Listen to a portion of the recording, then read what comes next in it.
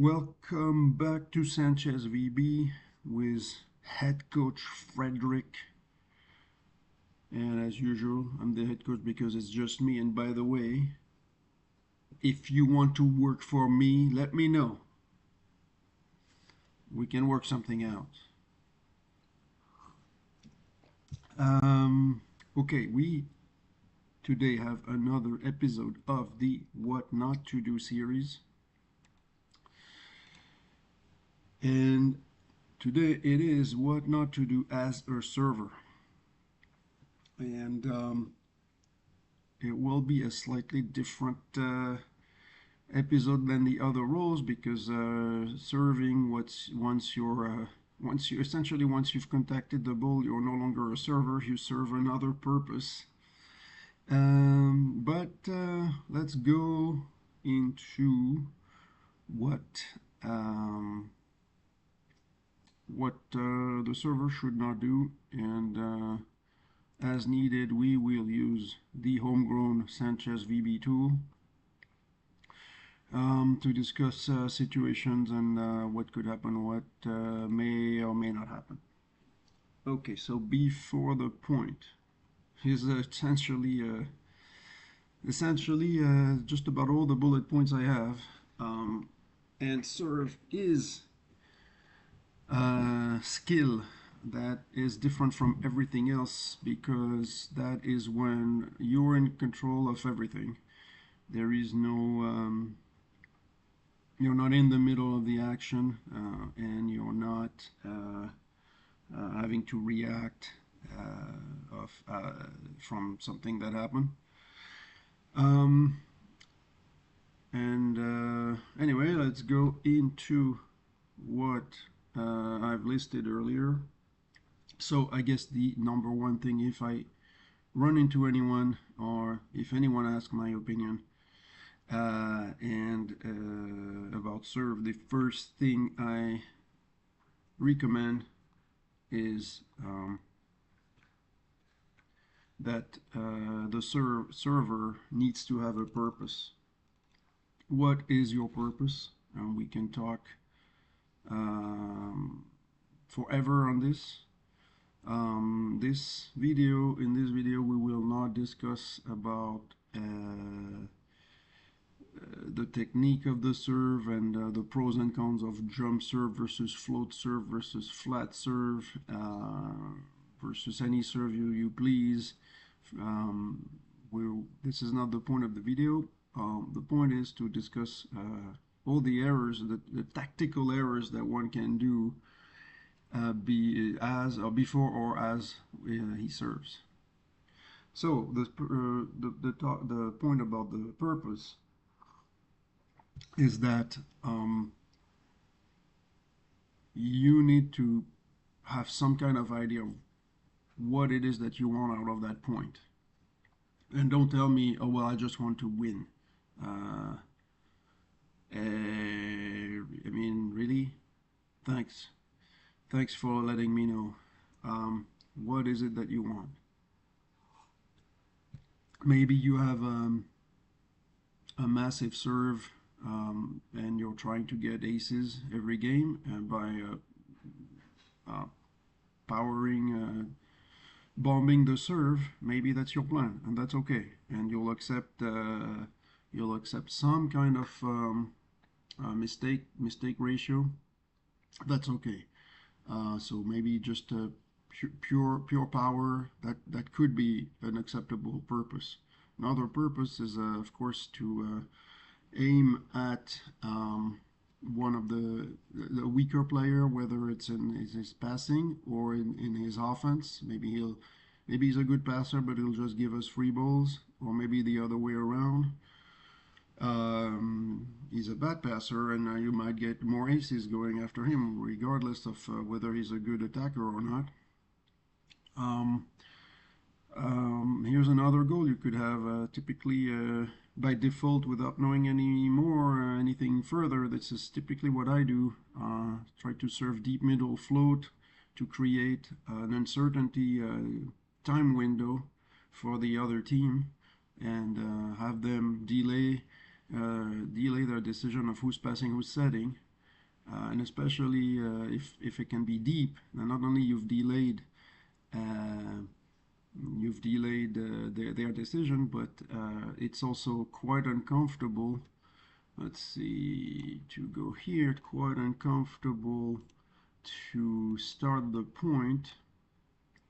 So as usual, the offense is in the bottom, defense with the server is on the top. And for ease of use, I'll have the defender serve. Let's just say that I had, so this is my serve from that right side of the court, trying to get toward the middle, something like that. But I hopefully try to put some float into it, so the ball will shift direction at some point. But anyway, with the goal that it lands somewhere there. Imagine if you, well, let's get the attacker instead, and the attacker needs to pass the ball starting the point from here. And because the decision was delayed, the setter is probably not already at the net, so it's not an easy, comfortable offense to run once you're passing from here and your partner is like nowhere near the net. So that is, again, not every serve that I do, but by default what I try to do to give the offense a lot of trouble. Either I may get an ace with the float, and if not, then at least giving them, making them having to earn it more than if the ball was to be just served right there. Okay, so again, for purposes, we could speak for 3 hours about exactly what is your purpose, but you need to have one. You need to know what you want to accomplish with that serve. Okay, all right, next point. Going to be a little bit more detailed now. So next point is not considering the strengths of the other team.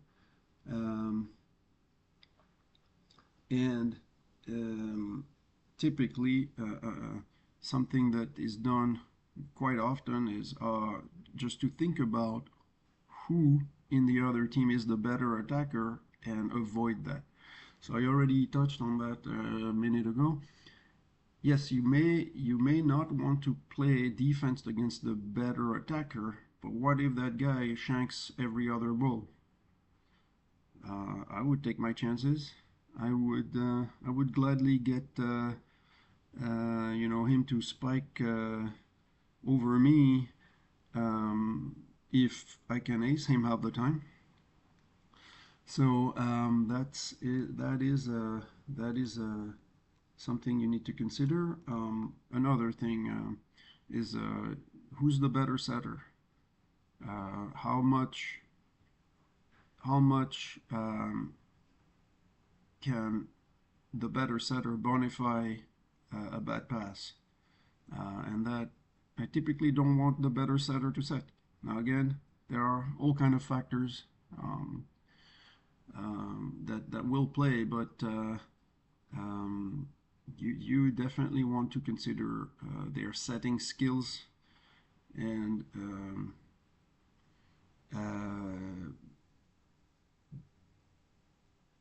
the setting is gotta be one of them. Okay, what else? What else is the other one now? Forget to track what's already worked or failed earlier in the match. Of course, as you play, you learn, and you need to adapt. So maybe this is more adapt, by the way.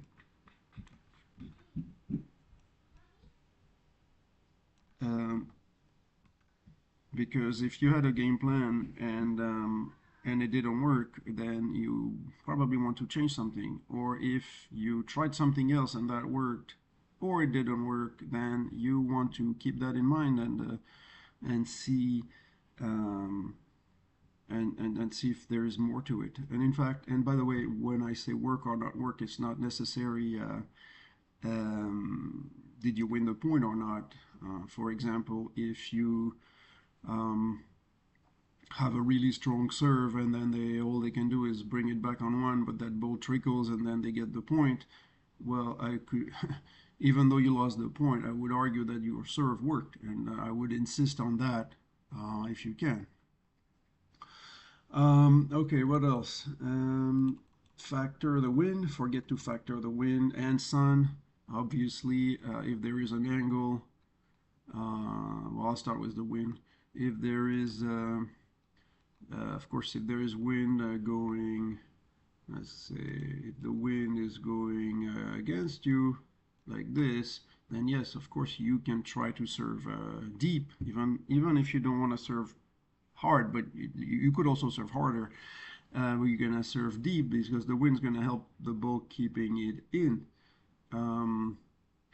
Now, same reverse with the if the wind is with you, you may try to serve short because same thing, the wind is going to carry the ball over. And finally, I don't know if it's finally, but if we have a crosswind this way, hi, you're on TV. And if you have a crosswind, well, then you might want to try and aim in that area, even maybe a little bit out, because same thing, the wind will keep the ball in, or it will help you. Okay, so the wind is fairly straightforward. How about the sun? The sun, you probably want to make the other team, as usual, you want to make the other team miss something. And if, let's say, the sun, let me redraw, the sun is like high somewhere here. Okay, somewhere here. Well then, the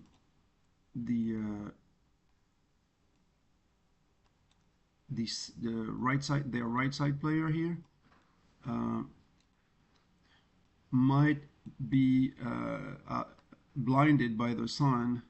If the sun is somewhere there, then you would want this guy to set while he's setting. He's looking straight into the sun. That is going to be a problem for them. So if everything else is equal, both good passers or equal passers, equal setters, equal hitters, then I would serve toward this guy so that the setter doesn't see anything. So consider those factors, and maybe you still want to serve the other guy because he's gonna shank, but just you need to factor everything in as usual. What else? What else? What else? Forget to adjust. Let's go back here. Forget to adjust your serve. Yes. So based on your transition rule. Okay. So if you are the blocking server, here's one little thing I try to do more often. So first of all, I prefer to serve from somewhere in the middle of the court, the middle of that baseline.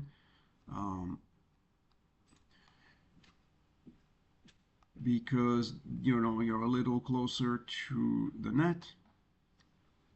And I try to serve a little bit more cross than straight, because that way it's closer for me to defend against the two ball option play. If I serve this guy, then as the blocking server, the two ball play would be straight in front of me, give or take. So of course, this is not as strong as a parameter as everything else, but again, everything else equal, I'd rather have to run less than more. What else? What else? So just keep that in mind. What else? Yeah, so the forget to, so let's go back. Let's switch, remove those lines. If you are the defender and you have a really strong serve, I see sometimes people not getting into the court because their serve is so good they look at it. So you don't want to do that. You want to assume they're going to have an easy pass and get ready to play D. Okay, forget to adjust your serve based on the score situation. Okay, so here, a couple examples. If your team has missed their last three serves, well, yeah, you probably don't want to miss another one. I mean, maybe you don't mind if you're 10 points ahead, but if you missed your last three serves, I highly doubt that. So in this case, ensuring that the other team needs to earn it rather than get a free point is going to be an important parameter. What else? What else? What else?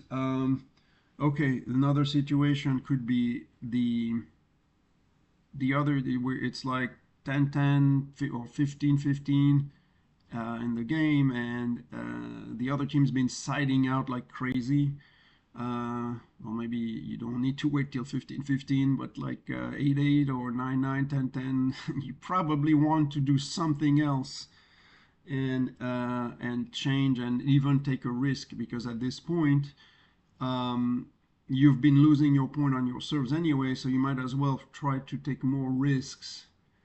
And if you miss, so who cares? If you didn't, you were going to get the other team to get an easy point anyway. Okay, and the last point I have here was forget to communicate your serve intent with your partner. Of course, you don't need to do that at every point, but especially if you're going to, if you have a game plan and a general idea, and then you're going to want to deviate at some point, you probably want to tell him so that he knows. Here's an example. It's pretty automatic. If you serve short, especially on through their right side, then I don't have stats, but very often they will be running a two ball play. So you want to tell your blocker that it's coming, so he's not sleeping and just like waiting for a three play when you know the two ball is very likely. So by the way, that could be the purpose of your serve. If let's say the other guy is not a good attacker, you might want to force that two ball play and put pressure on him. Not bad attacker, pressure with the big block, and maybe you end up with either a block or a free ball. Okay, so I think I had one more point, but I touched on this after the serve.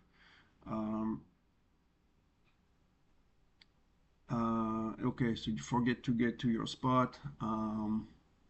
So maybe what I described earlier a minute ago for the defender to admire, that was for this point, but that's okay. And then after the point, well, I have listed never discuss if another serve is needed, another type of serve, I guess. Type of serve, type or target type or serve is needed. Of course, don't do that every point. But at some point we want to discuss and get the buy-in from the blocker, especially if your serve is tactical and is going to lead to a situation rather than an ace. Like, you know, like the short serve, you definitely want to tell your partner. And by the way, I don't recommend the short serve if you're the serving blocker, because you won't have time to defend that 2 ball or even a 1 ball. If they see that defender is in the middle of the court, and then you're still like on your way up, and then maybe sending the ball somewhere there might be fairly easy or fairly out of reach for you. Erase. So anyway, yes, you want to discuss at times, especially if you're not scoring many points on your serve. See if anything needs to be adjusted. So that will be that was my last point. I'm almost surprised I had 20 minutes just on this. But it was fun as usual. Thanks for watching. Thanks for listening. Don't forget to play volleyball as a chess game. Also send me your millions, like and subscribe. Thank you.